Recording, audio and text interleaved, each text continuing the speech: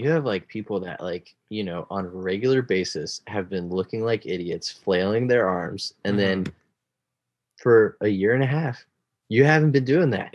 I guarantee you, if you thought shit looked dumb beforehand, oh my God, it's gonna look so dumb now.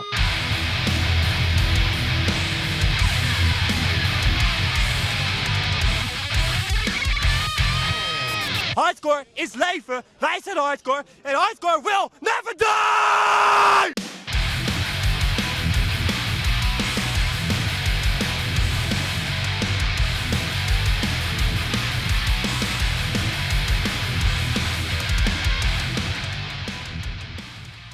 You got a bev in hand, ready to go? Dude, absolutely. Hell yeah. Absolutely, man. Rad. Okay, well, without further ado, thanks so much, everyone, for tuning in. This is another episode of the Scoped Exposure podcast. We're going down to Florida to chat with another good homie. You're actually well, let me just do the quick mental math. I think you're my fourth returning guest from season 1. All kind of recording awesome. in a spree. So Tyler from Malice at the Palace, Wish, FLESHDRIVER, KOTP, literally so many bands coming back and chatting with me. Thanks for coming on again. Dude, thank you for having me, Spencer. Of course. Yeah, we did the first episode we did, we didn't do it as like a solo thing. It was kind of like a duo Wish podcast with Kenny. Really, really fun time. Love the chats. Love his energy and his outlook on hardcore. And, Tyler and I have gotten to connect ever since, doing that podcast, and have done a couple of other things. And now we're here to shoot the shit and check some bevs and talk about hardcore. So I'm stoked.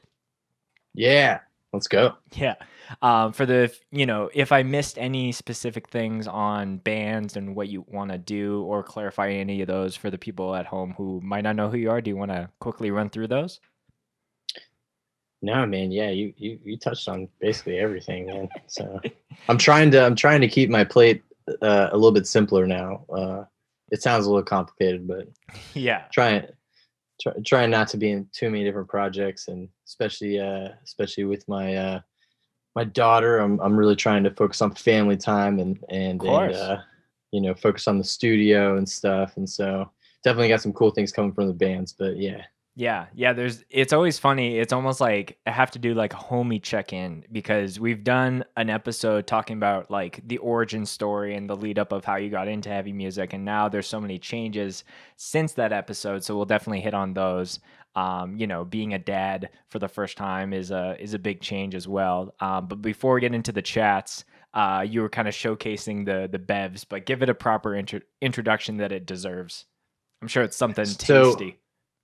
Oh, absolutely. So tonight we have, this is a local brewery from Tallahassee. This is a Proof Brewery. We got this is their Evil Kiss run. And this is a strawberry lemonade. I've been on my sours. Damn. They look a little girly. That's fine. I'm totally cool with that. I love the strawberry lemonade. It's delicious. Yeah, the sour game. I think it takes, if you're not used to sours, it takes a minute. But once you're in that like neck of the woods, like it's where I want to stay. Like I'm looking for those sours versus like, here's this little different lager or whatever. Even though I'm saying this as I'm checking an Hellion lager from our friends at New Level Brewery. Dude, it's got the lagers. Sorry, you go. The lagers have their place, man. The lagers and the double IPAs, they have their place. I, for one, have just, like you said, I cannot get away from sours. Right. I love my sours. If I'm going to a brewery and I'm buying beer, it's going to be a sour. Yeah. I think, if you're doing like single cans, it's like, let's get all these different kinds of sours. I'm doing the Hellion lager. I've never checked this on the podcast before. It's got obviously an homage to the infamous PBR design. As you can kind of see there, but it's a beautiful can. Yeah, it's wild. It's got like a fucking volcano on that. I didn't even realize Dude, that. Oh, that's sick. It's got some bats. Look at that. But I downed like 2 plates of like a plate doubled up just before, and I feel like this would have been a good beer to eat with that. So I'm gonna check it as quickly as I can to kind of, the nacho taste A- is still in my mouth, and I want to try and, it's like you have Am I not leftovers. supposed to open? Was I not supposed to open No, you're that? fine. It's Oh, okay. as long as Okay. you cheers me, then I think we're okay. Oh, dude, absolutely, bro. It's not Cheers, bad luck brother. or anything like that. The From Florida to Calgary. sipping one bev at a time. I love that name, the Evil Kiss, and it's like a strawberry lemonade. It's like Yeah. a very like, oh, this is a nice thing, but it's like an evil kiss. Kind of like Yeah, I think a poison ivy Medusa kind of vibe, you know? I think they still want guys to buy the beer and not be afraid that it's strawberry lemonade. Right. Since we're just on the topic, what's the brewery scene down in Florida? I'm sure there's you have access to a bunch of different cool little spots down there. Yeah, man. Florida is definitely huge in the beer industry. I feel like as far as Tallahassee goes, it's been really interesting just to see kind of just over the years them pop up. And sometimes, they can be a little, I mean, especially in a college town, they can be very douchey, and the amount of people, like the tools that show up to them and the fraternity brothers that show out are just, it just gets overwhelming. But Sure. I found a couple really cool spots, and there's actually there's a brewery literally like right next door to my studio, and Oh, so I spend a lot of time there. yeah, you stay stocked up for sure. Absolutely. Well, like I was mentioning before, I always like to talk about the differences for these returning guest episodes as far as, when things are happening. It's pretty funny because I think when we did the first episode, you guys were kind of just starting the transition of moving the studio, and there's like a Yeah. bed in there and everything. Oh yeah, that's right. I totally forgot about that. Yeah, it was kind of funny how you guys were sitting there, and I'm like, am I in like a bachelor suite, but it's also a studio? So like, so you've been in there for a minute now, but tell me like some of the details around that move, and I'm assuming you have way more space and more options to do different kinds of things for recording. Yeah, absolutely. So yeah, I guess when we did the other episode, I still had like the panels up in my bedroom and hadn't completely moved out of my the upstairs of my house. Was converted to the studio, and so with the kid on the way, me and my wife had decided it was time to kind of move out of the house, and it was really exciting because at the time there was a friend of mine in town who kind of wanted to do the same thing, and so it just lined up perfectly. We found a really cool spot, and yeah, we just started grinding, Mm-hmm. and now, I guess we started construction summer of last year, and then it was kind of like a perfect time because shows were happening. I really wanted to kind of try and create a live experience too, and see if I could provide some sort of show like experience in town. Mm-hmm. So we started construction and finally got everything kind of up and running in November. And then it's been just crazy ever since. I mean, Yeah, you've been staying very busy. Was that oh the yeah, very first time that you kind of built a studio from the ground up? yeah, absolutely. It's really funny. I feel like there's like a couple different there's several paths that you could go on for producing, and as far as there's people that get gigs kind of like at like a high level studio, and then they're a runner for a couple years, and then Right. they end up sitting in on a cool mix, or interning under someone really sick. um for me, there wasn't really anyone in Tallahassee that like I could like be mentored under, I felt like. Sure. And so I kind of really had to like carve my own path.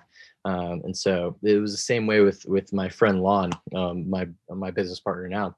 Hmm. And he, us both just kind of grinded out in little apartments, moved up to kind of like home studios, and then now, yeah, I've been able to like create our own space. And for anyone who's like, wondering if that's a good idea to like ever like, get out of the house and to create a space, it's like, I think of the build a dream or the field of dreams quote, like build it and they will come. Like, Yeah. you create a spot that, is a creative outlet for people, and they will support you. And so it's Yeah. been really cool. Yeah, it's definitely like, aside from just the overall the mind shift of like changing locations, and it's like, I'm here to do this task. Like, since the pandemic started, like we were doing all our podcasts in like, you could book spaces at the public library here downtown, and so we were doing Okay. that in person. And then when the pandemic started, we had to kind of shift to doing things through Zoom. And I definitely want to keep having that access through this means to get different kinds of guests, versus like, well, when are you going to tour up to Calgary? Because it's hard enough to get bands up here versus like a band up here with enough time to do an hour-long podcast or whatever. So I For sure. think when it's when all the individuals involved in the podcast and a regular means are down to be in the same room and crack out a couple, I do want to try and either get back into that space or have even a new space that is like dedicated as our like podcasting studio. Because I can crank out ones here in my office, but there's always the oh, like, is the doggo going to be barking at the FedEx person coming in or whatever, and this, that, or Absolutely. the other. Yeah, it's been really cool for me too, like kind of the separation. I was getting like super, even having the studio here at my house, like I was becoming like fairly busy. And when you're kind of like a DIY producer, or you don't have like a real studio, your budgets are always kind of a little out of whack. You're always doing things like you're doing deals with people. You're kind of like undervaluing yourself a lot, and then you're spending a lot more time, I think, like at home, like mixing and kind of mixing your like home life and mixing together. Yeah. And like it would become like super obsessive sometimes. And not saying that I'm not now, like I still bring mixes home and mix here at the house, but it's cool to kind of have that separation and being able to like leave the house, go to work, come back, and be able to like be home, Right. spend time with my wife, spend time with my kid. And yeah. And I feel like it gets more creative too when you have that communal space, like you're saying, like, you can pump out all this stuff by yourself, at your house all the time and get really focused. But then, you can come together with a couple different other creators, and the product that you make, can be so much different, sometimes Right. really so much better, and you can learn from it and stuff like that. And so that's kind of what I've learned from having a spot, is the importance of stuff like band practice, the importance of stuff like just getting people on the same page, not being afraid to invite a decent amount of people over. When I was doing that at my house, I was like, okay, Right. like, I Yeah. don't want people over here all the time and Yeah, stuff. And pandemic or not, it's like, oh, like, absolutely. all Yeah, all of yeah, those things of absolutely. just like, yeah, I totally understand what you're saying there. And yeah, I think it's like, they're like, whether someone has just like a regular office job, like people will, sometimes people will be like, no, like once it's 5 o'clock, I'm clocking out and heading home and turning my brain off for the evening. But sometimes when you have a career or a passion that evolves around an art, so to speak, like there is that like some people are, even in those same realms, they'll be like, okay, I'm going to have the studio where I go and paint, but then when I go home, I'm not going to touch a brush or anything like that. But Yeah. I think it's in the wiring of people like you or I's brains, where it's like we have that constant desire to like push the needle that much further and like get the progress, do as much as you can in the day. Like, I don't know Oh, about absolutely. I don't know about you, but I struggle, thinking about, have I done enough in the day, or am I so obsessive about my, my passions and my work that like I'm not giving myself enough time to relax, to like recharge and all those things. Dude, you literally like hit the hammer on the nail with I relate with that like completely. I mean, Mm, right now it's, I think I'm coming to the end of my like burning the candle at both ends, but I always am trying to, I think that the internet is the devil sometimes in that, because you start comparing yourself to other people. If you're a creator, I think it's really hard to get away from that. And like, mm, I think the people who are creators, who have leveled up, or have broken through that plateau, are the real happy the real people who are happy right. at what they're doing. Because I think I get a lot of inspiration from other people, and it's hard to turn that off. It's hard to go to bed at night and have all those boxes checked of okay, yeah, like I did watch a couple TV shows, but like I could have been, Yeah. working on some graphics for KOTP. I could be like, hustling on this mix a little bit more, and stuff like that. And I feel like I'm always grinding. It's definitely hard to shut that off sometimes. Yeah, and I think it just becomes like a self, like it's just practicing as much self-awareness as you can, like, because Yeah. sometimes it's like I do need to like just not touch anything, and like I will work on this in the morning or whatever. Like, I think it was even, and I think it's maybe just finding opportunities like that. Like, I think it was a couple days ago.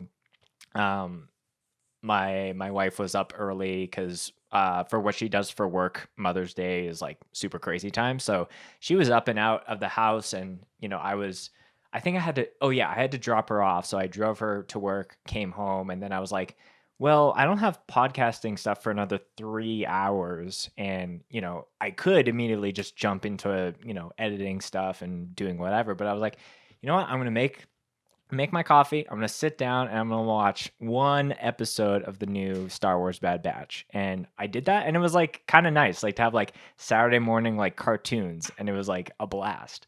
But like I feel that that action was like the first time in a long time where I was like intentional about like having a break, so to speak. And then that prepped me for the very busy day that I had ahead. So like, It's good to do that. It's good to like balance that out and really hit that reset button. And when you are like feeling that burnout, it's good to just sit back and kind of, today was a really cool day for me. I like got the Wish CDs and the Wish tapes in, and I got the FLESHDRIVER VHSs in, and it was like a cool moment just to sit back and be like, okay, like I can breathe for a second. right. It's like hard work paid off. Yeah. Um, but it's also, it's interesting. It's like you can, I have bands text me at every single hour of the night about mixes and stuff like that. And I never tell people, don't hit me up past, Right. this hour or anything like that. And that's just me, that's just how I do stuff. I have like, I've hit up, artists before where, like it was like at maybe 11 at night or something, maybe not like a crazy unreasonable hour, but late enough. Right. And the response back is, hey man, I treat my creative like my office hours, and they're from 8 to 5. Please hit me up then. Oh, okay. And it was definitely like one of those things where it's like, I respect that. I'm not going to work with you probably, but dude, do you, Right. most of the people that I know, that are doing things similar, to me, it's like, you'll get back to me when you can, or, but yeah, there's no hour that's off limits. Right. There- Yeah. Like that dude could have easily just not responded until 8 a.m. the absolutely. next day, and you wouldn't have batted Absolutely. an eye. But yeah, like, yeah. And and that could have just been maybe they had some really ridiculous people texting them at midnight being like, respond Yeah, to me about whatever it is. But yeah, I get it. I get yeah, it. I think a lot of things, you know, like I definitely have seen the need for like art and creative work and that just bleeding into more of our culture and it being valued a little bit more. And yeah, I think it's one of those things where it's not like a standard. Like people like I'll lay in bed sometimes and I'm like, I have, you know, like 30 minutes before it's midnight. Maybe I'll just fire off some podcast like guest requests that I've been like putting off the entire week. But Sure. then, you know, again, I'm not like expecting those people to be like yes or no. I'm just like, yeah, No. they'll see it when they see it and they might respond and they might not. But As a yeah, creative person, sometimes you can't shut that off, and it's and the reason why I said, I probably won't work with you is just because, like, okay, then I know for a fact that and maybe this is just how you schedule your things, but then you don't understand that obsessiveness. You don't understand that right.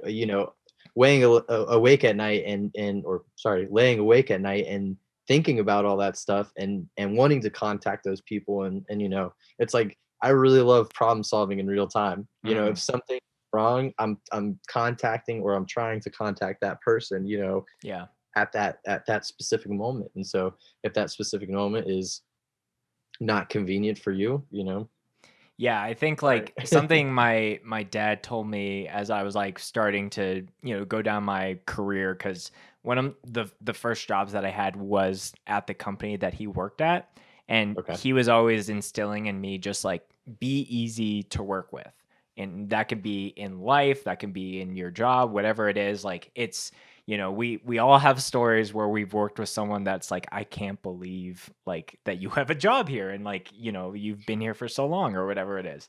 So, you know, like and that's come down to everything from like, you know, us having a podcast scheduled and then you're like, hey, I'm not feeling well off of my vaccine. And then you messaging me being like, oh, I'm ready to go. And then I'm like, oh no. So, you know, obviously you want to be able to, you know, stand by your word and make things happen. But at the same time, I think people in general, whether it's career or work or creative things, can just like deploy a little bit more empathy on like, you know, what's this person going through right now and how can I be easy to work with to just not like just like sever the ties or whatever.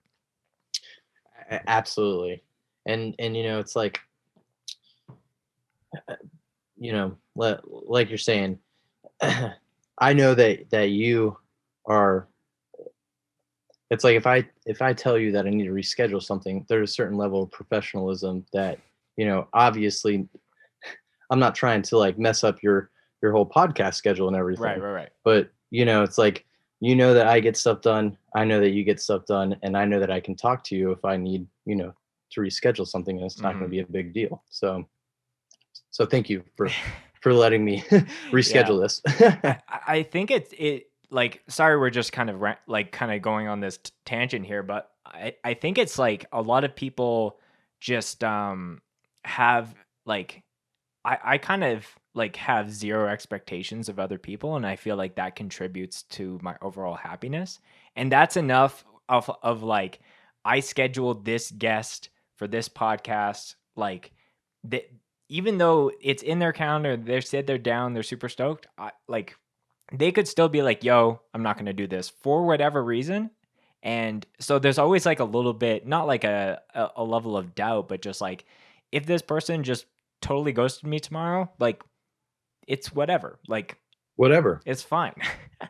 Cuz And you do such a good job at, I mean, the scope of people who you interview is just so cool. I mean, it is just, I feel like out of and it's really neat to even just see like the playlist, it grow just so much from the last time that we were, sitting here and yeah, from definitely. from I want to say like probably in the like 200-300s or something it was, or listeners, and then now like you're hitting 600-700, and it's just really cool to see those numbers grow and people just really be stoked on on the material that you're putting out, and it says a lot about your character too, of like, Oh, that's nice, Tyler. I'm serious, man. That you know really you root for the underdogs, but then we'll throw Gojira on the same playlist, and it's like, dude, this is something I can get down with, man. So Right.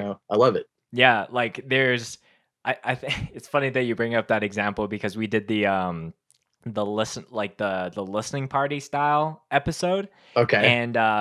And we've only done one so far, but what we're going to do is we're going to go back and do January, February, and March. Kind of like do it like Star Wars-esque. Like, here's like the later and then do like the prequel like episodes. But cool. We were just Okay. kind of late to the game. But I definitely think all those months deserve a listening party like that. But what I was trying to get to was I told Matt he could pick whatever 5 songs that he wanted to. And he picked 2 of his 5 picks were Zayo and Gujira. And I kind of wanted to kind of feature it more on like the smaller named unsigned bands. Yeah. But it is I did put it on and I said, you pick whatever you want. And it was cool to kind of have him on because I think that there is going to be a moment eventually where we throw a giant like band on there just because they are in the heavy music world. They don't need scoped exposure to like pump them up or anything. But like maybe they see it and then maybe that trickles down and maybe we land a huge Gujira like podcast. Like I don't know. Like that's in my mind how those things work versus just like swinging for the fences, Yeah, man. I just keep doing what you're doing. Everything is really cool, and like you said, yeah, Gojira doesn't need to be on the scoped exposure podcast or playlist, but Yeah. it was just cool to see the amount of bands that were included, and it's just very inclusive, I feel like. So Yeah, well, yeah, like it doesn't matter if you're the tiniest band or you're fucking Slipknot. Like I'll throw it on if I think it's a heavy badass song. But That's yeah, awesome. let's chat about you kind of brought up a little bit of you got some stuff coming down the pipe with Wish and FLESHDRIVER. Let's talk about Wish first cuz that was kind of like the first I guess podcast that we were focused around when you guys did the demo, and now you have something new coming down the pipe. I listened to the new song that you. Sorry, I'm like trying to hold in this burp or just trying to let it pass.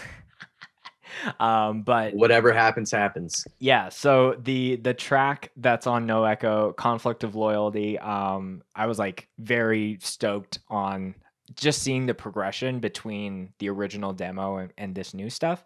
So just tell me about, what's coming down the pipe. Tell me about Adapt or Die and, what fans of that band can expect and what you guys are wanting to do with that. So we're really stoked. We put out that demo and we were kind of just jamming and sitting on some material for a little bit. And so we decided to kind of like bundle up the demo and add 3 songs to it and send it to a couple people and see what happened. And I actually sent it to 2 people, but War was like super stoked on it, and Andrew was like so pumped on it, and we were really stoked to put it out with him. And so I actually have sick. Boom. But love that. Yeah, we were so we had a couple songs that we were sitting on. We decided to track them, and at this point there was no shows going on, so we just had so much time to write. And so that's kind of what we've been focusing on. We've got this CD release party coming up on the 21st, and so that'll come out, and then we're just focused writing our LP, and hopefully shows will come back soon and we can start playing live again. So yeah, that's kind of that's the plan for us right now. I guess you guys fall under that umbrella of bands that are new and haven't played a show yet. Correct. Yeah. So yeah, there's a number of bands that come to mind there, but yeah, I'm sure like everyone misses shows and the anticipation to come back, but I'm sure that's like tenfold for people that are like, we are this brand new band that have literally not even hit the stage yet. Like you haven't even done like the first Wish sound check ever. Like it's so crazy. Nope. And I think this will like kind of like it'll be really cool when shows pop off, because you'll be able to tell kind of who's been like practicing and who's just like let their guitar collect dust and stuff. Right. So I'm excited about that. There was kind of like, I feel like in the grind of stuff, you know, practice got kicked to the wayside. It was kind of like, okay, shows were practice, you know.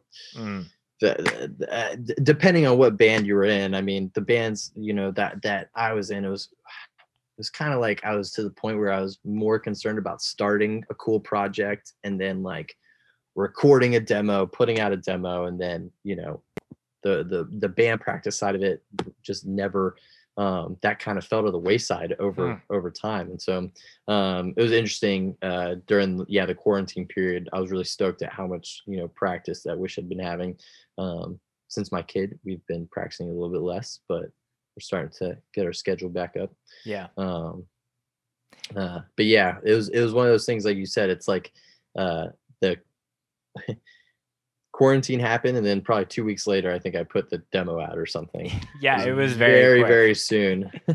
Yeah. And I'm sure that, you know, like I'm sure there were some people that were like so antsy about not doing things in March and April, and they wrote all these new demos and recorded it really quick and got it out.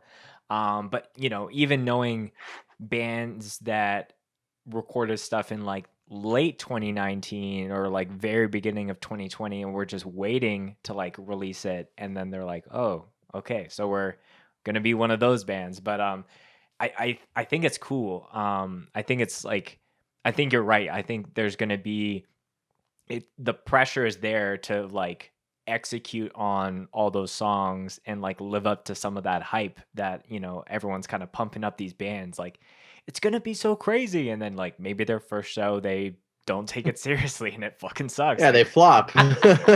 Yeah. Who fucking see, and that's kind of the thing, is like, you know, right now I think it's really cool, the support that you're seeing just with like internet bands and stuff like that. I mean, you know, hardcore is in a really cool state, just as far as how many demos came out. I feel like in the past, you know, year, I feel like everyone just started, you know, stepping it up and just throwing stuff out. I was like, okay, who gives a fuck?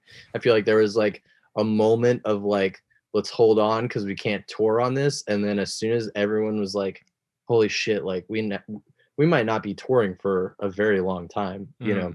Yeah. Let's just go ahead and throw this out there. Right. And so I think you've seen a lot of that, but I'm just stoked to, yeah, I'm excited to kind of see some of those acts live, you know, and I really want to, you know, get out there. And so yeah, it'll be interesting.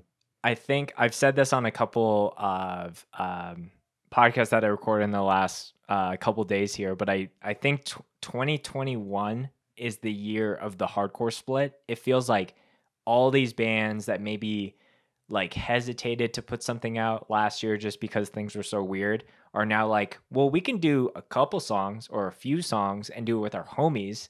So like you've seen the Tsunami and Gulch thing like absolutely like sell out within a blink of an eye. The Raw Life and Sector split is absolutely insane. So sick. Pain of Truth, Age of Apocalypse, Gridiron and Despise are doing something from within. So it's like, you know, like Endgame is working on something. I don't know if we fall into that same category of like really sick splits, but I think it is going to be one of those things. But I do think that, you know, if 2021 was the year of the hardcore split, 2020 was like the year of like the, you know, debut demo. Like here's a brand new band, you know, haven't played a show yet, but it's members of these bands, and yeah, those were just coming out the yin yang, and like, oh, absolutely.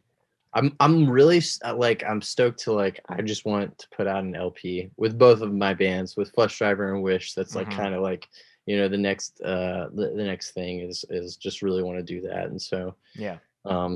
Some people like hate on hardcore LPs. Some people like are like, no, stick to 7 songs.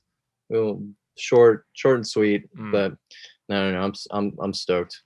Yeah. My cat is trying to get into the podcast. Oh, what's your cat's name? Bass. I've got bass and treble. So dude, that is as hardcore as it gets. That's awesome. Okay, so you were mentioning the CD release party, and that's happening at a brewery out in Tallahassee. Is that right? Yeah, that's at Ology Brewing. It's like I said, it's like right next to my studio, and so we were really stoked. I kind of like had this like vision. I was just like, I saw like a couple other bigger bands do it, and I was like, you know what, maybe we can pull this off. Right. And so I like went to them and was just like, would you guys be down to do a canning and put my artwork on it? And they were super about it, and yeah, so we're having our release party May 21st at Ology Brewing. You know, just a one-way ticket from Calgary. I mean, yeah, that's not a bad idea. No, it'll be outside and everything. We'll be masked up. We're not playing a show or anything like that. But yeah, it's a party, not a party. show. It's a party, not a thing. show. Yeah. Obviously, you know, every band would love to do a proper show, and you know, I'm kind of curious if people do like release shows like, you know, 6 months to a year after that their release came out or whatever. It might just be like, yo, this is the first time we've played these songs. We'll have a release show in December. Yeah, exactly. Tell me, you guys have like a Wish, like Bev, a part of this, you know, releasing music. You're releasing a drink. Tell me about that. So it's Ology's. They've called it Red Giant, and so basically like they're letting me just put my branding over it. So it's it's not a new flavor or anything. No. I basically like went to them and was like, hey, like, can you just put like our artwork, our cool artwork over my favorite beer of yours? And they're like, absolutely. That's sick. Yeah. I know Drew from New Level is like, yeah, whenever you want to, because they do a bunch of like small run, like little flavors for sours or IPAs or different things. And he's like, yeah, as soon as you want to do a scoped like Bev or soda, like just let me know. I'm like, see, that's the real deal. That's the real deal. I don't have enough, you know, I love Tallahassee and I love all the people here, but I did not want to commit to, because I did look into that with them. Right. But it's not, we were not a big enough band for them to just go ahead and give that to us. So there was going to be a fee to come with that if we wanted like our own beer and everything. What would you guys do for Wish? I mean, I don't know what I would even. It would have been probably. I mean, I would have had it be like a sour for sure. For sure, I mean, yeah. Obviously, but yeah, I don't even know. I have no idea what we would have done. Yeah, we didn't get that far. Yeah, I feel like I would probably do a sour as well. Maybe like a root beer. A root beer would actually be really cool. That's kind of interesting. Yeah. There's Tallahassee has like a decent amount of loyal straight edge kids, and so like the root beer would have been like very, very good. Yeah. Well, I know like New Level does a couple different kinds of sodas, and they're actually, so I don't know if you can see. You see that can? So that's their like the first one that they did is like, it's called Pineapple Punch. So it's like, it tastes like pineapple juice. It's really, really sick. And then Drew told me that they're doing like a mocktail. So it's like a Moscow Mule, but it's like a soda. And I love Moscow Mules, man.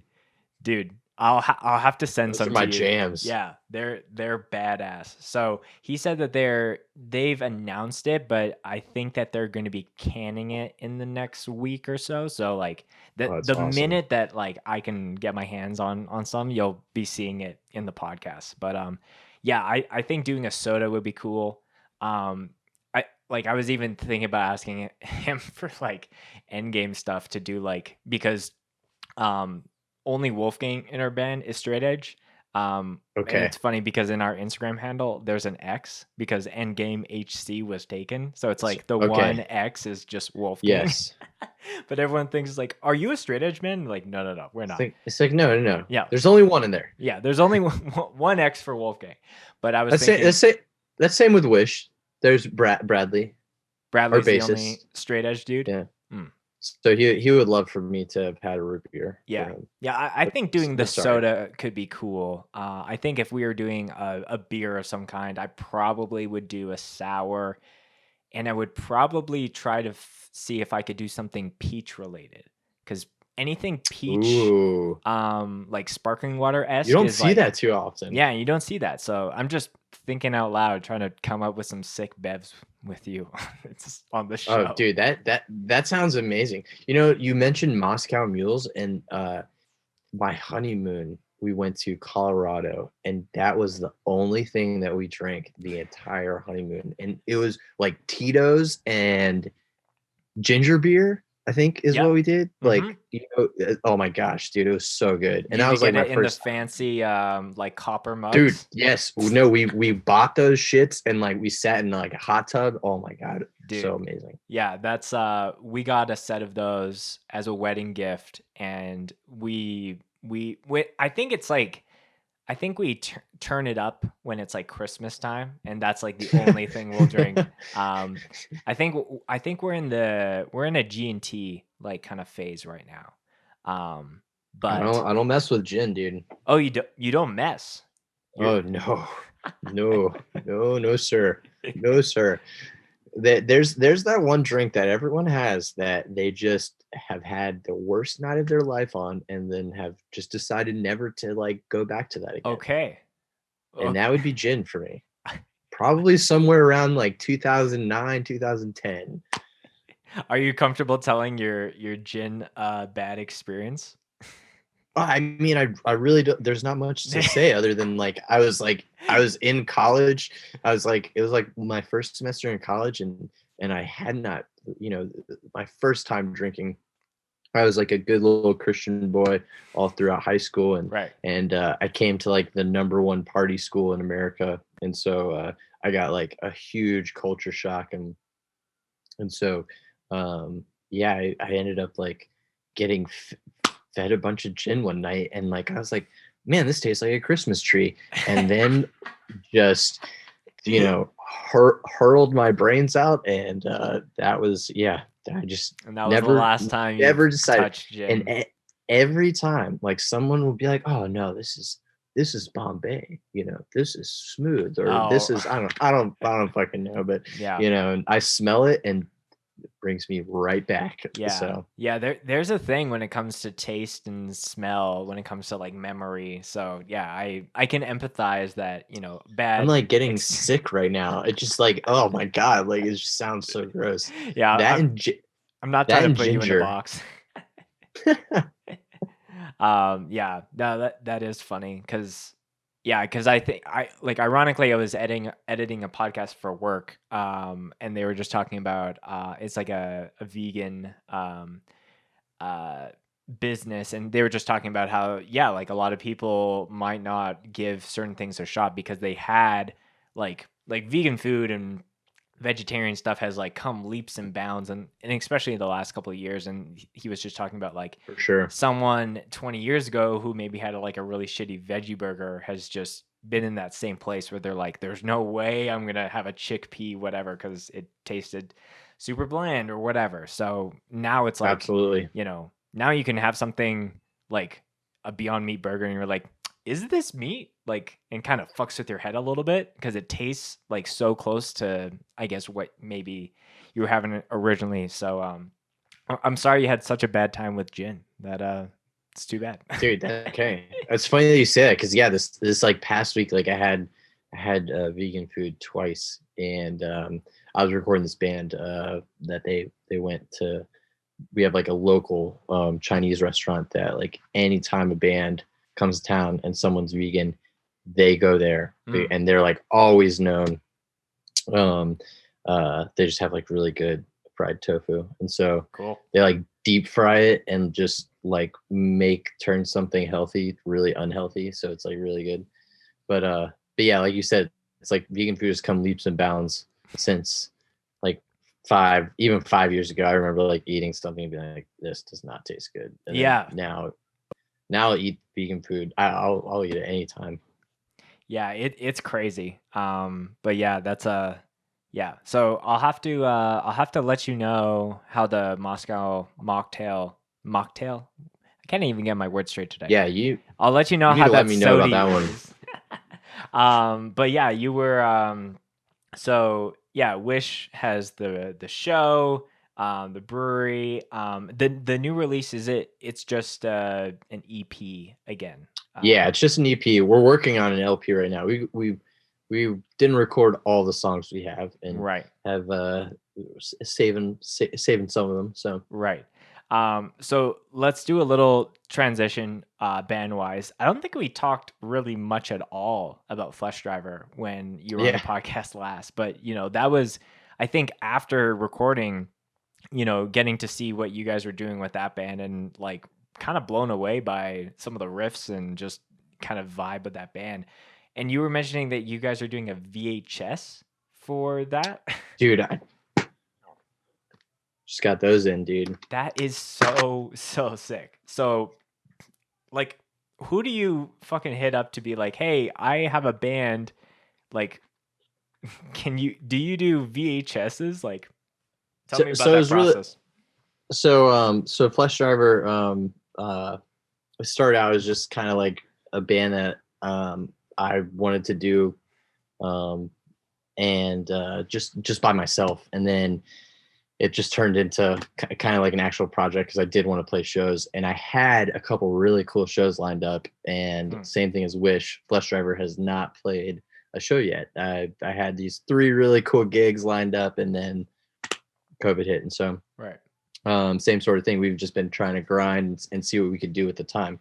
And so when the studio got built, I decided I wanted to do like a live set in the studio. And so I got this guy to film it, and we, put the audio and the video together. And I had this label, Redefining Darkness, put out the demo, and then I met this dude online who runs this label called Frozen Screams. Okay. And he's from New York, and it's like a death metal label, but and it's an independent label, but the amount of time that this guy puts into everything that he puts out, you would think that he is like a 10-man operation. Sure. like He's hungry. it is so cool to see kind of like the innovation that he goes through, and the care that he does for his like products and stuff, like even in the packaging and everything, like the labeling and stuff is so wild. And so me and him just had this idea. It was like, okay, like the death metal community, what's also really cool about the death metal community, I feel like, is they are almost like overly accepting sometimes. Like if you put out something that has like a good aesthetic or something like that, it seems like the death metal community just eats it up. And so Yeah, so that's we were like, interesting. we're like, I feel like the hardcore community is definitely a little bit more skeptical, if that makes sense. Like Sure. you almost like, and there's like pluses and minuses to both sides of that. Like I feel like sometimes hardcore can be too pretentious, Sure. and sometimes I feel like I feel like death metal can be too accepting, if that makes sense. No, like, yeah, that's it. Like That's an interesting take, and I think because I think I when I was seeing some of the imagery of the FleshDriver stuff, that caught my attention for sure, and then it was like solidifying hearing some of the music. But no, I do agree that sometimes like some stuff in hardcore can be very polarizing when it comes to artwork. Like I remember Absolutely. when God's Hate was initially announcing their album, people were like, "This is the dumbest fucking album artwork I've ever seen," and it's like, this is the most badass thing ever. It's just like album dragons artwork and kicks ass, dude. That album artwork is the most badass artwork. yeah, So sick, so sick. yeah. It's But like yeah, like I agree with you. It's like it's funny how like sometimes like they're and you know, this isn't like throwing shade on people or anything, but there are definitely kids I know that won't listen to stuff because of how it looks, where like in some of these other scenes it's like, yo man, as long as it like has a cool name and like has some blood on it or stuff, I'm gonna give it a shot. And so Right. you see these like dudes like I've never seen like comments before like on the FLESHDRIVER stuff that I've like like you know, stuff on our demos like, oh my gosh, this is so like the extent of detail that they go to describe and the word choice that they use, like this is so putrid, I love it, you know, it's like so funny, you know, it's almost comical, where like hardcore kids are like afraid of looking like that. They, you know, they Right. definitely They'll do the safe bet, black and white, in like like some kind of like thing that they pull from Google Images and distort the fuck out of it. Like if your band has that like kind of punk aspect to it, like yeah, definitely play to that. But like y- even like in this is, you know, maybe not as big, but like maybe more known in my circles in Western Canada. But when Stepping Stone released their album artwork, it's like a fucking wolf's head, and there's Grim Reapers on motorbikes, and like it's like a all these, thrash album, yeah, like an 80s like hair metal thrash album artwork. That album artwork, like, dude, as soon as I saw that, I was like, this is so insane. This yeah, looks so wild. yeah. I'm So gonna have to check it out. obviously there's going to be more risk involved with like going into like an album art that's like, is this a little too kooky, or is this like a little too out there? But I feel like high risk equals high reward for Yeah, most things in life, for sure. for sure. And so it's like, yeah, where in hardcore you definitely have to choose your album artwork very carefully, and you have to be very, you know, uh like you said, it's like, okay, do you want to fall into the thrashy metal crossover hardcore bands, or do you want to be more of a traditional hardcore band? And because there are definitely people that are, you know, not going to click on you for that reason, where it was just so funny with the FLESHDRIVER stuff. It just seemed like immediately the reception was really positive. And so I really like that. What I also noticed within that experience, and as I'm like going through, is like it's really interesting to also see like some of the bands that people do sweat. You will see like practice videos, and like the, the band's not pulling it off. Like they're not pulling it off. Right. And where like hardcore, definitely, like I love hardcore because you at some point will have to pull this shit off. I'm gonna see you live, and like the drummer better be fucking tight, and you're not gonna climb the ranks of being a shitty hardcore band, where I feel like there is kind of these death metal bands that are kind of shitty that like climb the ranks, and I'm just like, I'm listening to your LP, and like you guys didn't decide to fix that. Like Right. that is a, like, I get it. Like you guys are like going for disgusting and all these, you know, but I kind of do like, I kind of like clean death metal. Sure. So yeah, I like it to be dirty, but at the same time, I do want it to sound cohesive, I guess. So. yeah, I've been on that end where I'm like, I guess it's fine in the studio, and then I listen back to it, I'm like, I fucking hate that I didn't spend the, you know, extra couple minutes to fix this little guitar riff or whatever, or like maybe change the wording, or that scream sounds kind of wacky or memeable or whatever. So yeah, I think there's room for letting things be authentic and breathing, but I think at the same time you should just do it right, whatever Exactly. right is for you, for sure. Yeah, for sure. And this is just my taste, you know, Right. my preference. Right. But you're also talking from someone that has bands coming in. Like, how much do you play on that, where it's like, do I want to be like does this band want to be like ultra stickler, like, you know, cross every T and dot every I, or like does this band want to like I remember a friend of mine that I used to play in a band with who recorded, he had a band come in, do their demo, and he produced some really wicked stuff, and they almost were mad that it sounded too good, like just the quality versus like and I think I remember, I won't air out this dude's name because he knows who he is, but he, like, when Brent, who was the guy recording, was like, "What do you want your guitar to sound like?" He's like, I just wanted to sound like shit," and he's like, "I don't know what that means."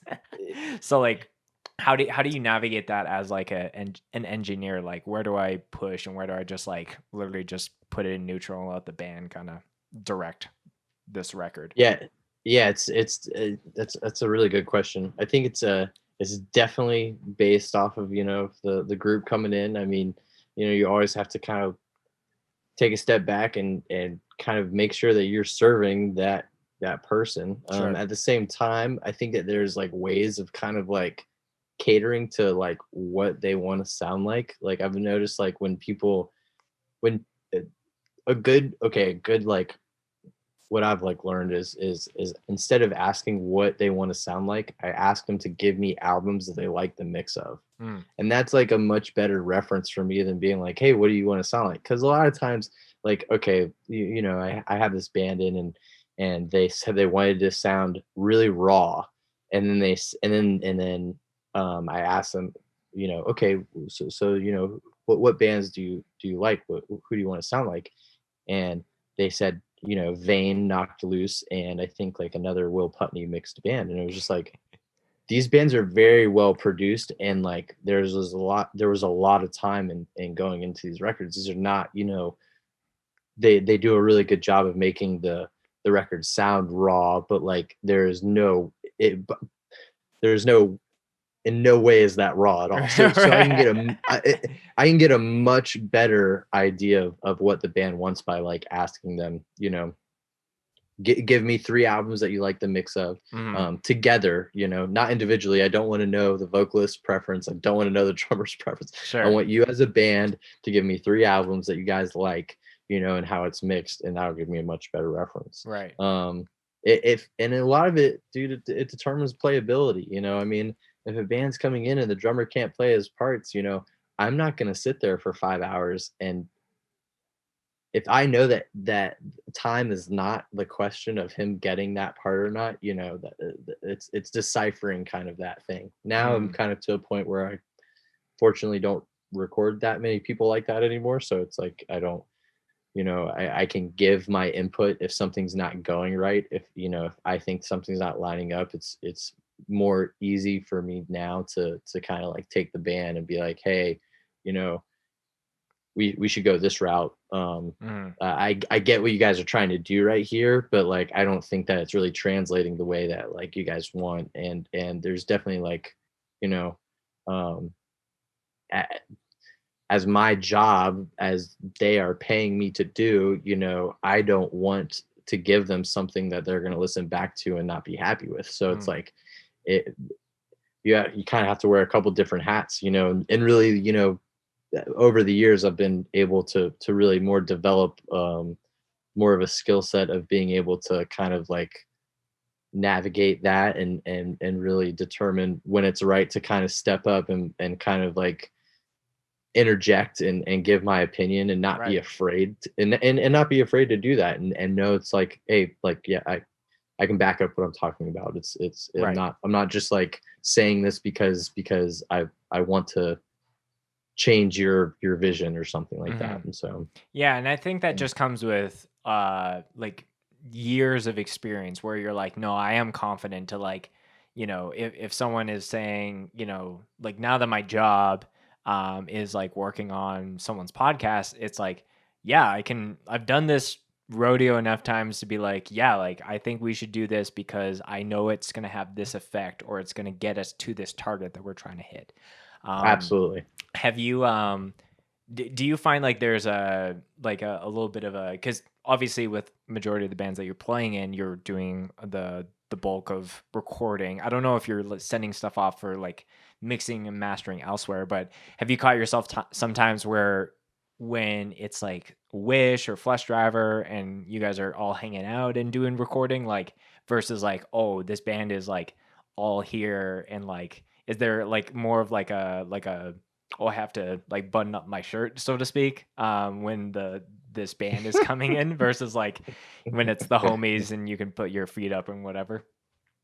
Yeah, it's definitely like it's different sometimes. I mean, I would say like I hate recording my own bands, like and unless it's like me doing everything. Like I love my friends, but you know, when you're working with your friends, they don't treat your work like work sometimes, so it's hard to get them focused. But yeah, bands that I'm in, it's really funny that you asked that because I think that I might like track the next like Flesh Driver stuff, but I think I'm gonna send it off to get mixed and stuff like that, and I might even track it somewhere else just so that I don't have to like go through that, and I could Right. just sit back and relax and enjoy the process, and then like everyone else that's with me like has to focus as well. And so Right. Flesh Driver is not the issue. We have fun, but wish we have so much fun, too much fun, and like everyone is a jokester in the band.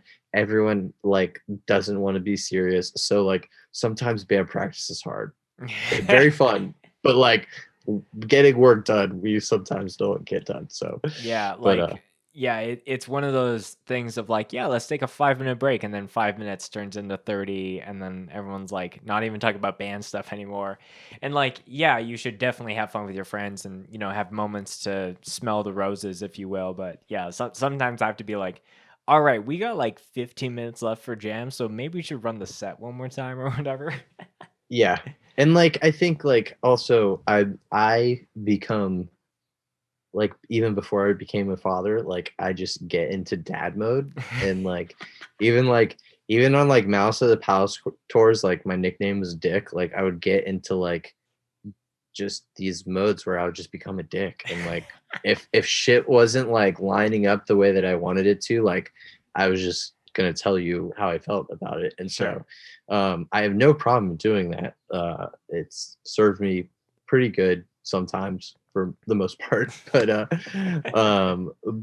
yeah, when there's like I think it's like hard to kind of explain to some people like the time schedule that I'm on, and like because I do have my hands dipped in a lot of things, and it's just complicated sometimes to really get that point across. And Yeah.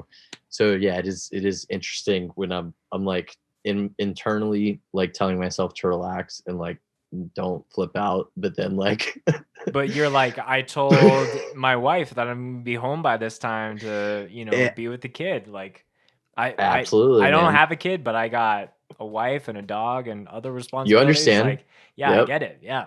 And some people are just like, no, I'm just gonna go home and hang out and have a brewski. And it's like, no, not me too, but not in the same way.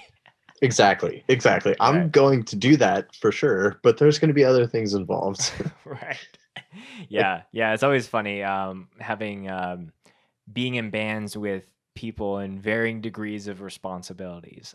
absolutely. But yeah, no, that's funny. I did want to talk to you about Mouse at the Palace, but we got a little off topic. Tell me about doing the actual VHS tape for Flesh Driver. Okay. Yeah. That's right. That's what we were talking about. Okay, so yeah, we ended up we teamed up with that dude John, and me and him just kind of had this vision to like go ahead and do this thing. And so he actually handled the entire tape distribution. Oh, So okay. we ended up getting it on tapes, and like rip the audio just for cassettes and stuff like that. But he was really that's kind of what I was talking about a little bit beforehand. Him and his label Frozen Screams. If anyone listening, definitely check it out if you're into death metal. He just put out a couple new really killer releases. This one band, Weeping, very very sick. Features Hunter Young from Oh, Grave He cool. produced them. Sick. And then also shout out Body Box from Florida. They're Yes. actually doing Yes. they are actually right now doing a live stream with Flesh Driver, and the singer of Flesh Driver is doing like another podcast right now with the Oh, really? yeah so Duo so podcast. Love that's that. right we're coming at all angles, but No, Body Box is super sick. yeah Yeah, they were on our like listening party, and it's just so menacing. Like it's Oh yeah, yeah. sick. But yeah, that Frozen Screams, dude, John, really killed it on those VHSs, and so we decided to just put it up for pre-order, and just we wanted to see like if anyone would even order it, and we actually a substantial amount was ordered, so it was pretty cool. Yeah.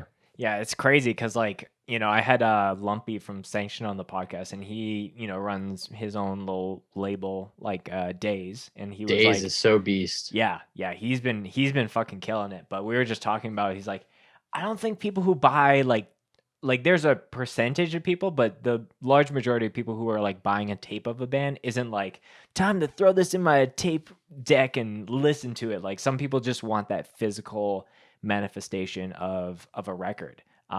He was like, Absolutely. I don't even think people. He's like, I know people that buy vinyl that don't listen to their vinyl.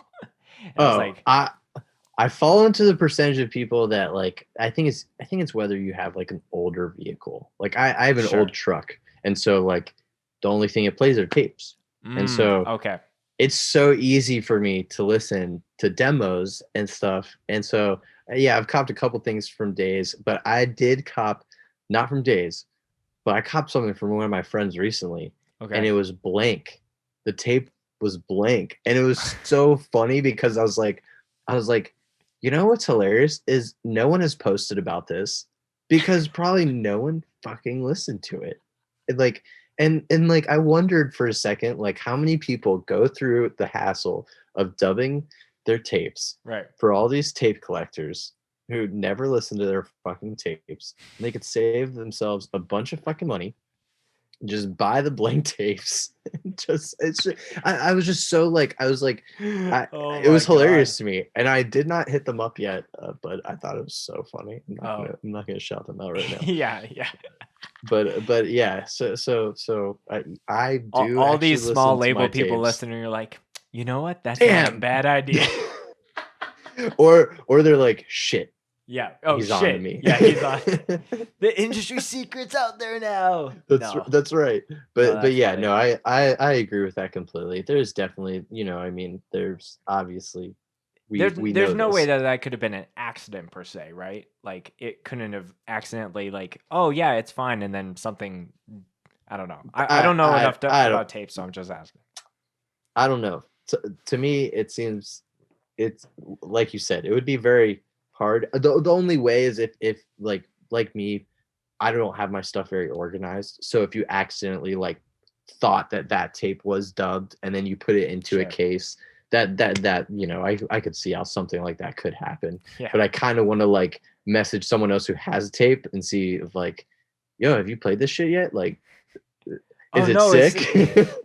Yeah, how sick is it? It's like, oh, I've actually not listened to it. You're like, okay. But yeah, I definitely, you know, we knew putting out the VHS that, you know, it works. Not many people were actually gonna view it, but yo, this thing works, and it was really cool because like, someone tagged us. They run like a metal bar, and they had like a bunch of like old school like TVs like rigged up or whatever, and so he was playing. He like sent a you know, tagged us in a video of him playing the VHS in his bar. And that's so sick. So definitely some people are you know, playing it, but there is, I mean, I kind of love and hate that aspect of it, that like, yeah, you have like all these collectors that will never listen to that shit. Honestly, I'm really curious, like the tapes that I have, like I'm not a collector per se, but I'm like, do any of the tapes I have actually work? Like now I have to go in. So yeah, you've never listened. Yeah, dude, you need to listen to those. See if they actually put that shit on there. Yeah. No, this is the first tape. This is the first tape I've ever gotten that's been blanks. Yeah, so, I'm sure people listening or watching this podcast are like, okay, let me pause this, and they go and grab all their tapes and they line that's them gonna up be so funny. Yeah, I mean, I think it's cool. For sending me a blank tape.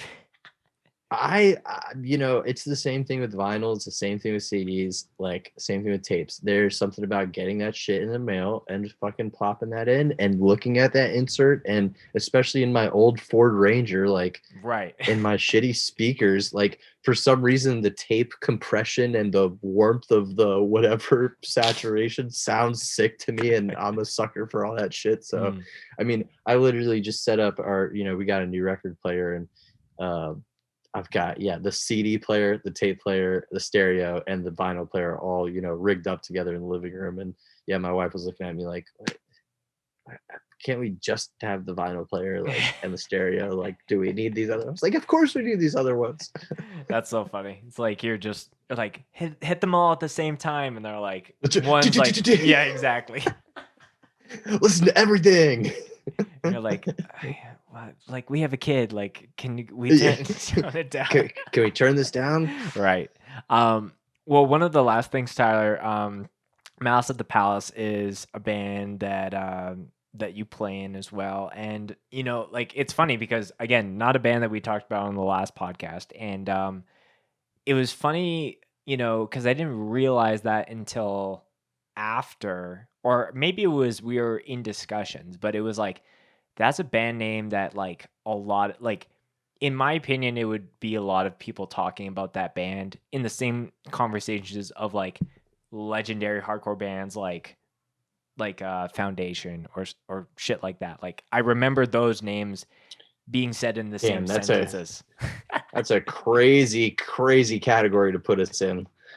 But yeah, like so so you guys have kind of just correct me if I'm wrong with some of these things, but you guys kind of have been not really around for the last little while and have just recently come back with some new music. Is that kind of correct? Yeah. I'm not sure how much I can say right now.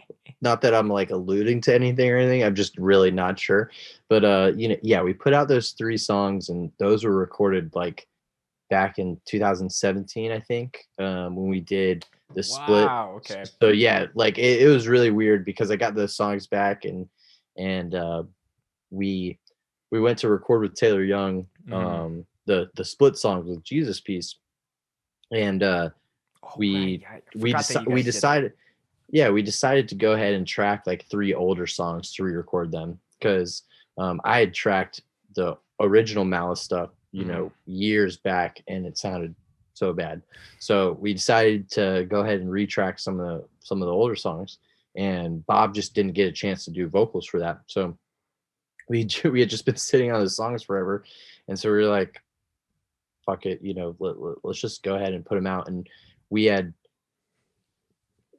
ended, you know, the tour with Twitching Tongues, and we had ended the tour with Jesus Piece, and we were kind of like on this, like, you know, Bob moved back to Philly, we didn't really know what we were doing, and so yeah, we kind of took like a little break for a second, and that break just turned into, you know, years. And so right. and then COVID happened, but yeah, we may or may not be doing something. So yeah, very, very little secret thing. But that's crazy to hear that those songs were recorded. Like, talk about sitting on an egg for a long time, right? Like, sometimes it's like, okay, like, record a record, we wait on it for like 6 months, but 3 years is like, oh, no, not even 4 years.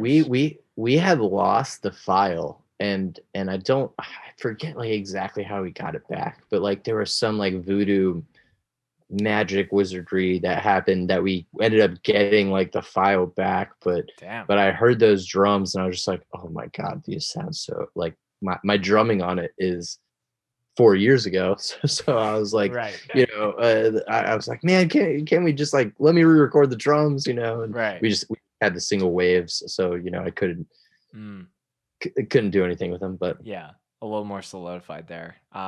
Is that a little weird? Because I always talk about like if you listen to any like staple hardcore band, whatever region that you kind of grew up in the scene, it's almost like there's a stylistic change on like some riffs and just styles of music, song lengths, and different things. So do you feel like things translated well with those recordings being 3 years old, or was there stuff where you're like, this sounds like it was written in 2017? I, personally, when, like, if you were to look at, videos of ours, like, this is hardcore videos and stuff of us playing live, there are certain like aspects of those songs that, yeah, like really bothered me because I felt like they were slow at some points, and like you said, it's like, over the years, those songs end up getting played differently. Um, uh, People seem to have dug them. So, I also got to like kind of remix them like a little bit, Okay. just with putting in Bob's vocals in there, and so that was like kind of cool. And me and like From Within ended up doing like kind of that collab release, Right. which was really sick. And so yeah, people seem to dug it, and so that was cool. I think we were stoked because we didn't know that like people actually cared about Malice at the Palace anymore, and so putting out the songs was neat to kind of see that people still fucked with us, and Yeah. and so yeah. Kind of lets you assess how to take like what next steps seem appropriate for, kind of testing the waters, kind of. Absolutely. Mhm. There's definitely like a lifespan with, hardcore bands. There's very few that I feel like can get to that, Madball, Hatebreed, level of just, playing for 20 years. Sure. Some of the best hardcore bands are like, Bad Seed, where you just, put out one or two things and then you're just done. It's like, Yeah. okay, They're kind of, yeah, you kind of you become infamous in that regard of like, if you were around then, you can really say that. But yeah, it's not one of those things of like, you definitely need both. You need those plus people that are like, I saw Hatebreed's first show, and yeah, whatever yeah, it is. absolutely, absolutely. I love and that's why I think that like I'm I'm always gonna be like a hardcore kid, I feel like, but like I always kind of like have the metal side of my like hardcore kidness, and so um that's where it's like, yeah, like I love metal bands that just last for 25 years, and the fact that Metallica is still a band is like I love and hate at the same time, like so crazy. Right. Yeah, I'm trying to think of because even like Have Heart was around for like 10-ish years, something like that. And I And feel like then that's like the acceptable time length. If yes, like if you go from like a demo decade. to like, yeah, you release sick demo, couple EPs, and then maybe like a full length, or if you're lucky, like one more full length, and then like that's it. Yeah. You can't be releasing like 4 full lengths as a hardcore band, Right. At least I just don't see it like happening. Like there's Terror. There's literally Terror who like is able to get away with that. But like you know. Yeah, it's a long it's one of those things because I was listening to a podcast with the drummer of Sick of It All, and they were just Okay. talking about how, right at the time where they were really taking, their band really seriously, like a lot of bands like, who were the bands that he was talking about? I think it was like Youth of Today and like Leeway and some of those other staple acts in the New York area, like didn't really take it to that next step. But now they're a band that like literally will fly around the world to play, will only do giant festivals, and it's like Absolutely. your full-time gig is a hardcore band, which is everyone's dream, but it's almost like this weird thing of like I think it was almost even a weird culture thing when it's like Knocked Loose was like getting like as big as they are now. Like it was like, wait, you're this band that plays like breakdowns, like you shouldn't be paid for that. But it's like, yeah, you definitely should be paid. Like they've earned their stripes for that regard for sure. Yeah, and like I think that like when you talk about bands like Knocked Loose, or you mentioned bands like who else is like a good example? I mean, I don't look at Knocked Loose as strictly a hardcore band. They are one of those bridge bands that like will bring kids from every scene For into sure. the scene, which is and so they're able to be like a successful touring band, not just a hardcore band, where it's like even Have Heart, like that's like a totally different, I think type of hardcore band. Even though, able to generate insane type of numbers and stuff like that, a different I don't think that they like I think that Knocked Loose could potentially, put out if they stayed a band, could put out 5-6 records and be a lasting, band in the community for forever. Definitely. Yeah. Where it's like I don't think that bands like Have Heart. Oh man, this sounds so fucked up because I like Have Heart better than Knocked Loose. So like I don't see the longevity if Yes. that makes sense. I think hardcore, like there's a reason why um like graffiti, like it's cool to be there and then disappear. Sure. Yeah.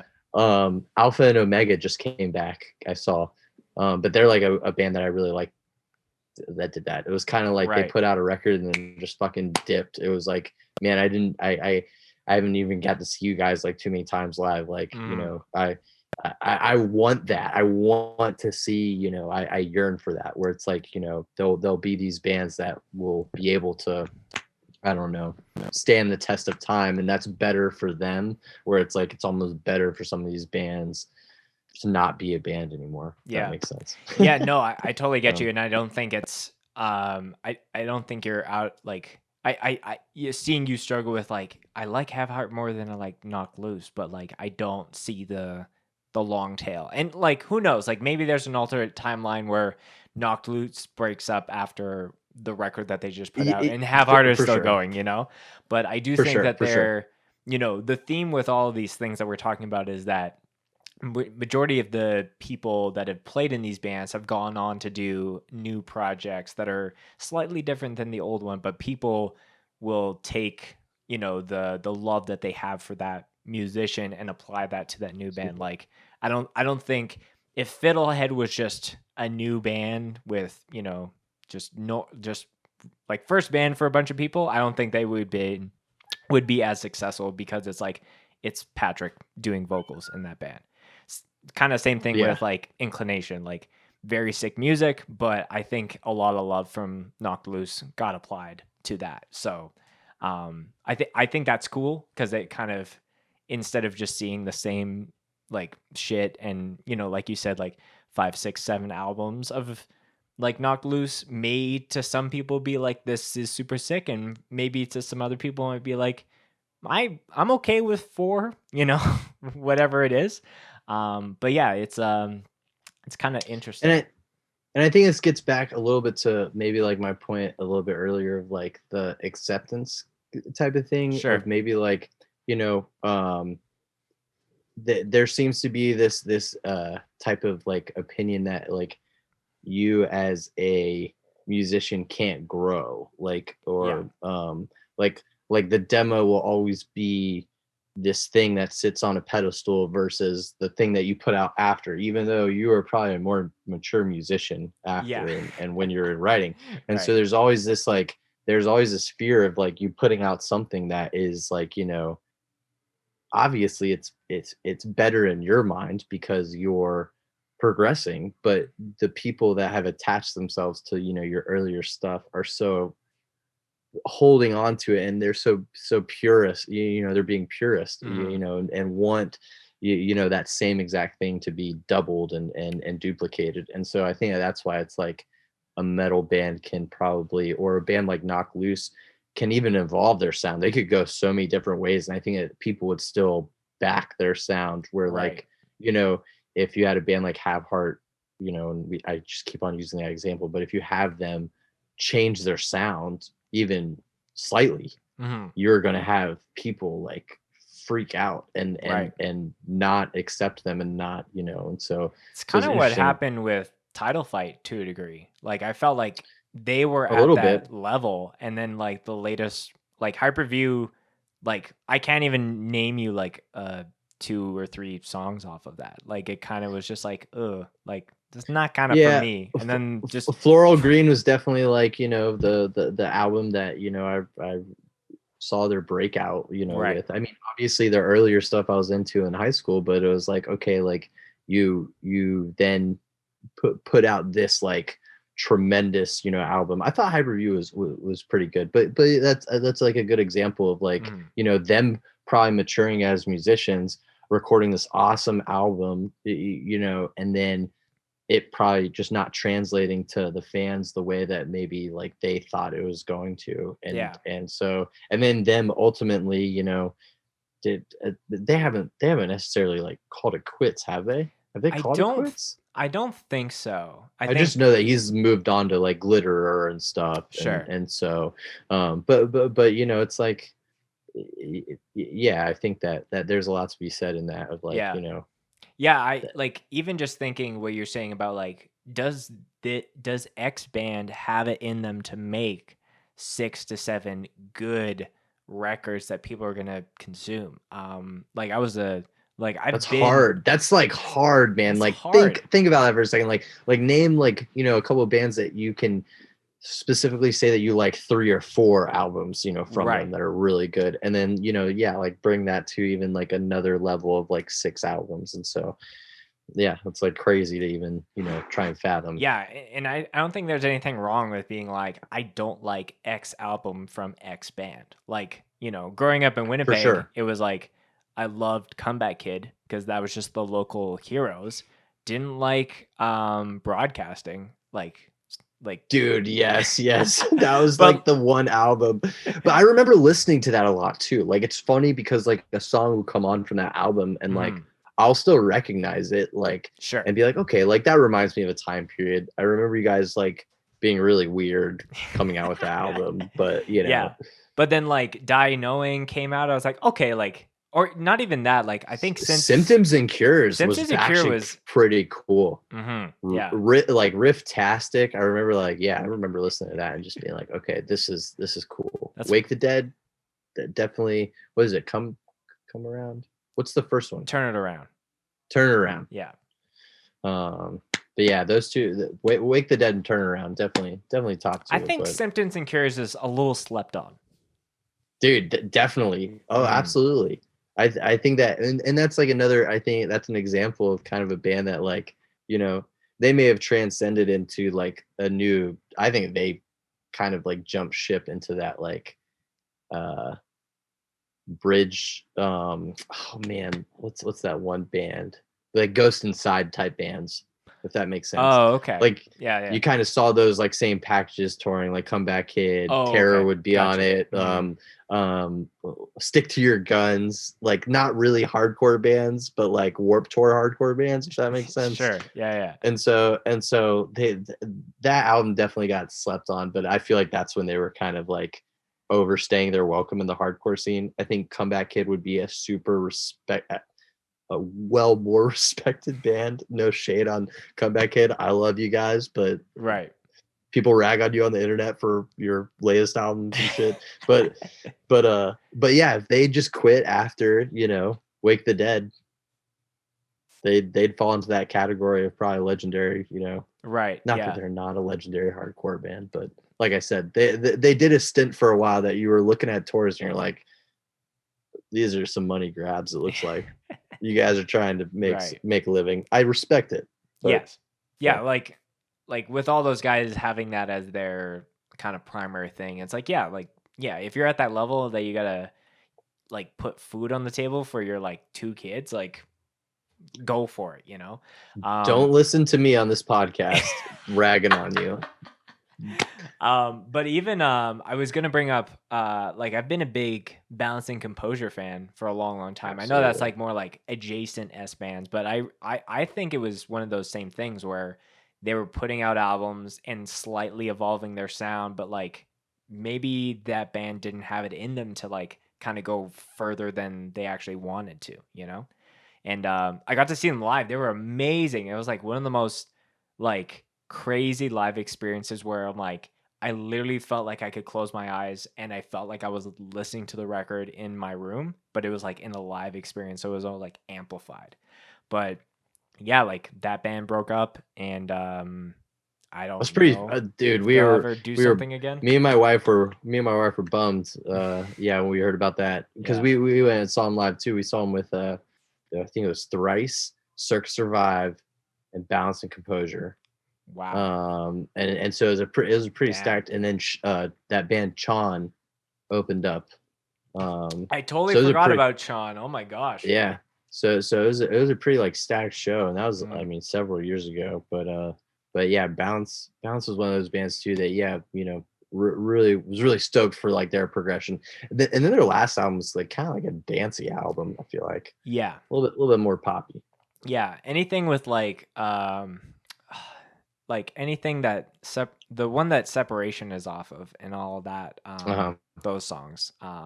Like I forget the song or the album titles for it sure. was funny because when me and my now wife, when we were dating, we both like loved that band. I had a vinyl variant, and then she did as well. And then when we got married, now we just have two of them. So that's our like Nice. record collecting. It's just Balance and Composure shit. Nice. Yeah, that's fun. Tyler, well, we should start to wrap up the show here. I love just some of the random little tangents that we got to go down, and obviously, you're playing in a bunch of badass bands, and glad that we got to chat about those as well.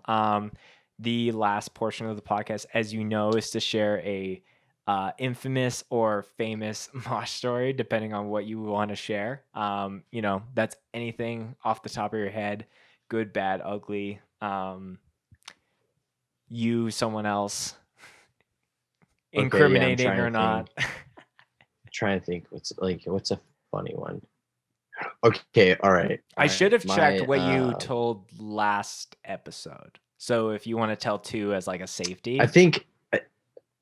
No, I wouldn't have said this one. Okay. Because I think I remember what like Kenny and I were saying.